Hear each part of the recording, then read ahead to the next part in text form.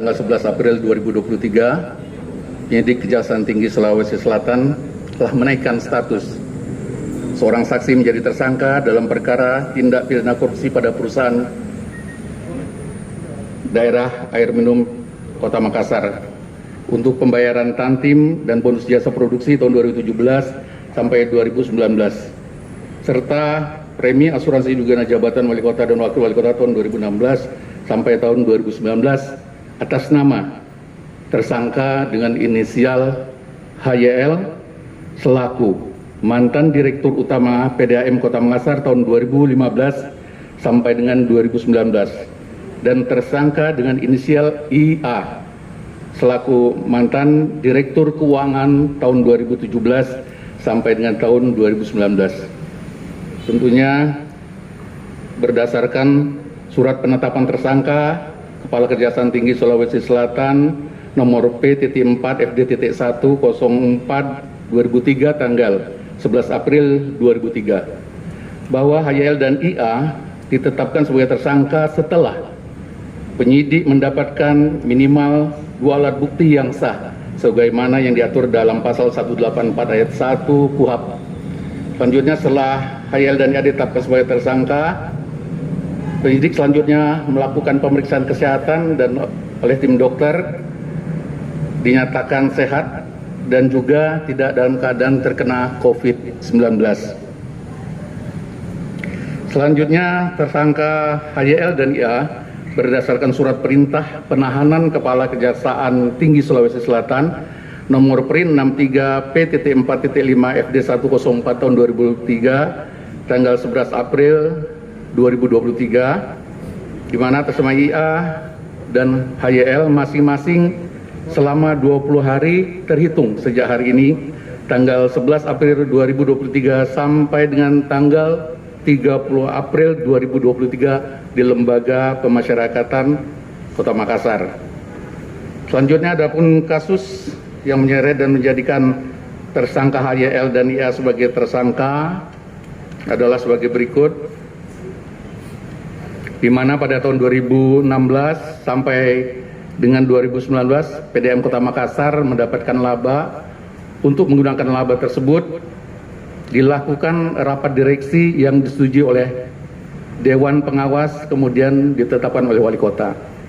Bahwa dalam prosedur untuk permohonan penetapan penggunaan laba dan direksi PDAM Kota Makassar kepada Wali Kota Makassar melalui Dewan Pengawas sampai dengan pembagian laba tersebut seharusnya melalui pembahasan atau rapat direksi dan dicatat saya ulangi dalam notulensi rapat. Namun faktanya kurun waktu tahun 2016 sampai dengan 2018 tidak pernah dilakukan pembahasan rapat. Tidak pernah dilakukan pembahasan rapat oleh direksi terkait permohonan penetapan pengguna laba dan pembagian laba serta tidak dilakukan notulensi sehingga tidak terdapat risalah rapat, melainkan pengambilan keputusan oleh direksi hanya berdasarkan rapat per bidang. Selanjutnya jika tentang keuangan maka pembahasan tersebut hanya terdiri dari Direktur Utama dan Direktur Keuangan PDAM Kota Makassar. Bahwa meskipun PDAM Kota Makassar mendapat laba, seharusnya PDAM Kota Makassar memperhatikan adanya kerugian, dalam hal ini kerugian akumulasi sejak berdirinya PDAM Kota Makassar sebelum mengusulkan untuk menggunakan laba tersebut. Bahwa tersangka dengan inisial HYL dan IA tidak mengindahkan Peraturan Mendagri nomor 2 tahun 2007 tentang organ dan kepegawaian PDAM.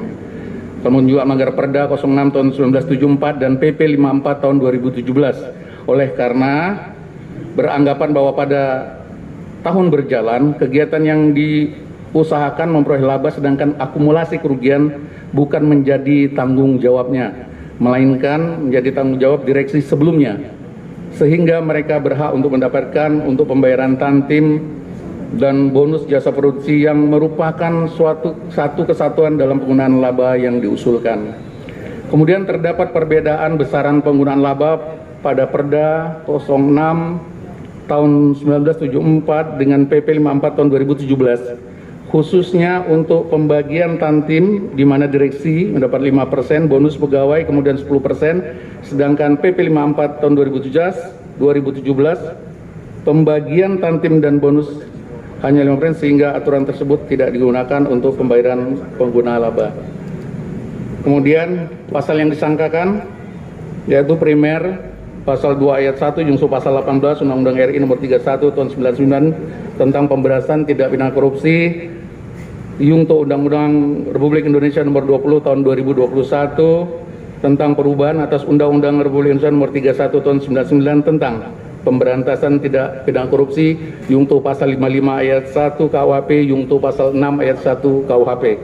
Ya, Jungto pasal 4. Subsidiar pasal 3 Jungto pasal 18 Undang-Undang 31 tahun 99 tentang pemberantasan tindak pidana korupsi, Jungto Undang-Undang Republik Indonesia nomor 20 tentang tahun 20 tahun 2001, kami ulangi, tentang perubahan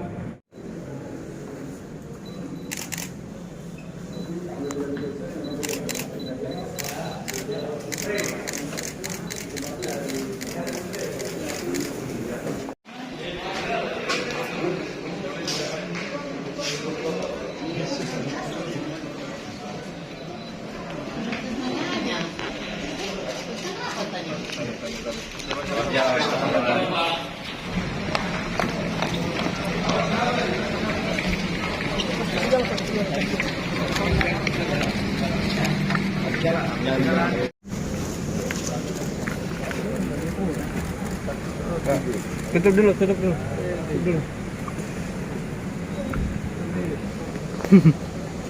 Satu di sini lah. Satu lagi.